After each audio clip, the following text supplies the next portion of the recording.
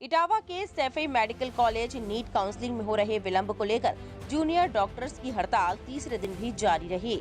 Junior doctors ने देशव्यापी आंदोलन के समर्थन में मेडिकल यूनिवर्सिटी सैफई में तीसरे दिन भी अपनी हड़ताल जारी रखकर 1 घंटे तक ओपीडी सेवाएं बंद रखीं।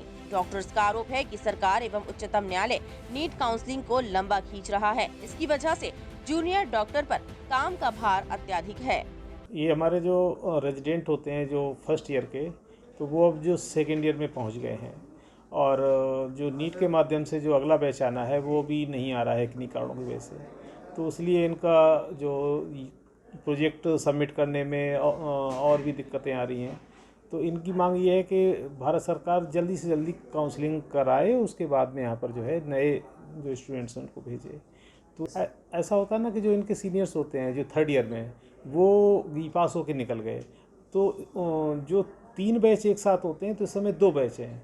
तो इस तरह से इनके पास ये काम भी बढ़ गया है और नए बच्चे जो आना चाहिए वो अभी नहीं आए हैं। तो इनकी मांग यही है कि भारत सरकार से कि जल्दी से जल्दी नीट के पीजी की काउंसलिंग करके और यहाँ पर बच्चों को भेजे, इससे कि जो इनका जो अपना काम है वो फिर जैसे रिसर्च है और ट्रेनिंग है वो सब आगे का बढ़ सके। अब अभी पर्चे बन रहे हैं, उसमें जो हमारे कंसल्टेंट हैं वो देख रहे हैं और बाकी उन्होंने कोई काम की इबादत नहीं किया है और बाकी वो अपनी मांग रखे हैं और बाकी हमारे जो कंसल्टेंट हैं और जो रेजिडेंट हैं सेकेंड ईयर के थर्ड ईयर के वो सभी काम कर रहे हैं। वो हमारे कुलपति महोदय के माध्यम से जो है ये शासन को भेजा जाएगा कि जल्दी से जल्दी इनके अगले बैच को भेजा जाए, जैसे कि यहाँ पे उनका काम सुचारू रूप से चल सके। कि NEET PG counselling was conducted. NEET PG हुआ था सितंबर में। हमारे जारवन को कायदे से जुलाई में आ जाना चाहिए था, but it was postpone due to COVID. ठीक है, कोविड एक पैंडेमिक था जिसमें हम सब साथ में खड़े होके हम तब से कंटिन्यूसली काम कर रहे हैं। हमें रीइंफोर्समेंट की ज़रूरत तो है ही, बिकॉज वो इतना वर्कलोड था तब से लेके अब तक। ठीक है, अगर पैंडेमिक की वजह से काउंसलिंग पोस्टपोन भी हुई, एग्ज़ाम पोस्टपोन भी हुए, बट काउंसलिंग तो हमें जल्दी ही कंडक्ट करवानी चाहिए थी, बिकॉज हर इंसान का एक फिज़िकल स्ट्रेंथ वो तो एग्जॉस्ट हो ही रहा है और पेशेंट लोड उतना ही है।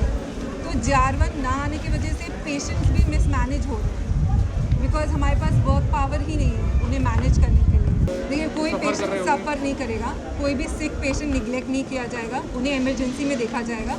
ये ओपीडी सर्विसेज ही बंद की गई है। ओपीडी तो कोविड में भी बंद की गई थी, तो ऐसा नहीं है कि पेशेंट निगलेक्ट हो रहे थे तब या फिर अभी भी सिक पेशेंट्स इमरजेंसी में फर्स्ट प्रायोरिटी पे देखे जाएंगे। हमारे आधे रेसिडेंट्स वहाँ जारवन पोस्टेड हैं, वो वहाँ पे इमरजेंसी देख रहे हैं।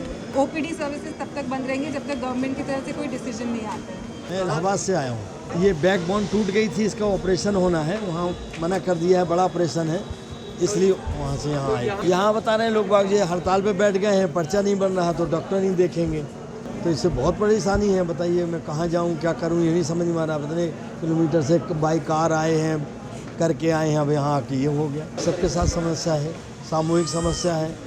बाद में यूनिवर्सिटी के आला अधिकारियों द्वारा डॉक्टरों को समझाए जाने पर ओपीडी चालू कर दी गई। टाइम 8 उत्तर प्रदेश के लिए इटावा से चंचल दुबे की रिपोर्ट।